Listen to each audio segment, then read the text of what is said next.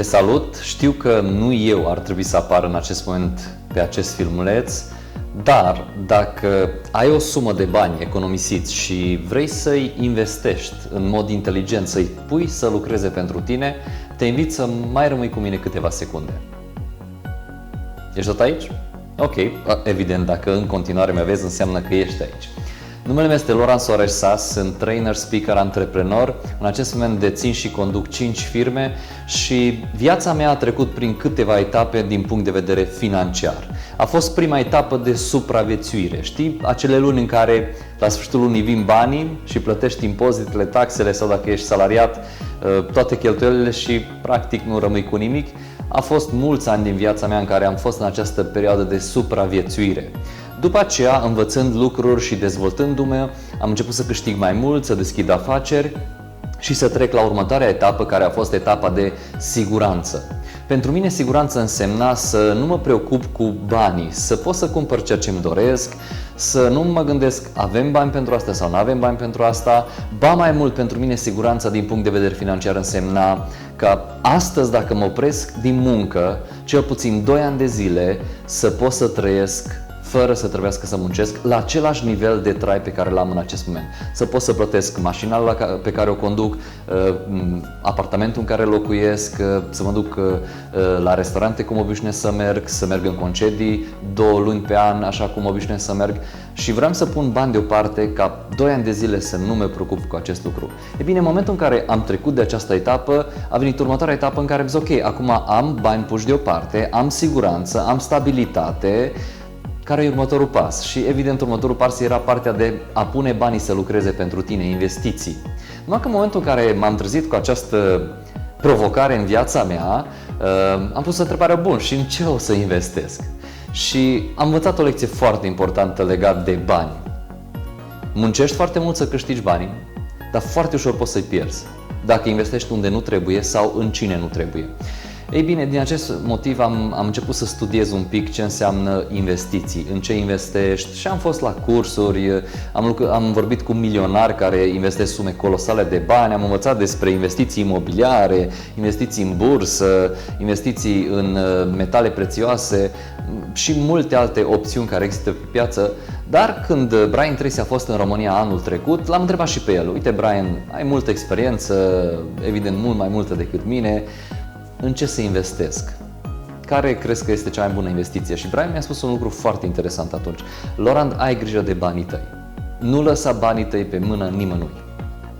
Și mi-a spus, ba mai mult, pot să-ți recomand o persoană care să te ajute cu niște sfaturi în acest sens.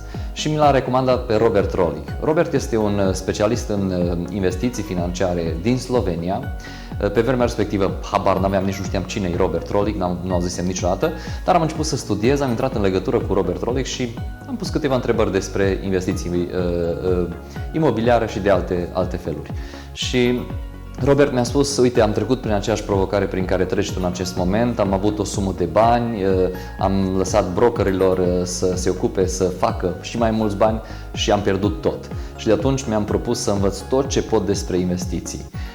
Acum țin cursuri în toată lumea pe acest subiect. Am zis, ok, super tare, vreau să merg la cursul tău. După un timp m-am gândit, de ce să mă duc eu la cursul lui? Ia să vină el la mine. Ba mai mult, dacă tot îl aduc în România să învăț de la el, de ce să nu învețe cât mai mulți, inclusiv clienții mei? Așa că anul trecut l-am adus pentru prima dată în Cluj-Napoca pe Robert Rollig, a vorbit în față la 1900 de persoane și ne-a dat sfaturi despre cum să investim mai inteligent banii. Atenție, nu este vorba de investiții fără risc, nu este așa ceva.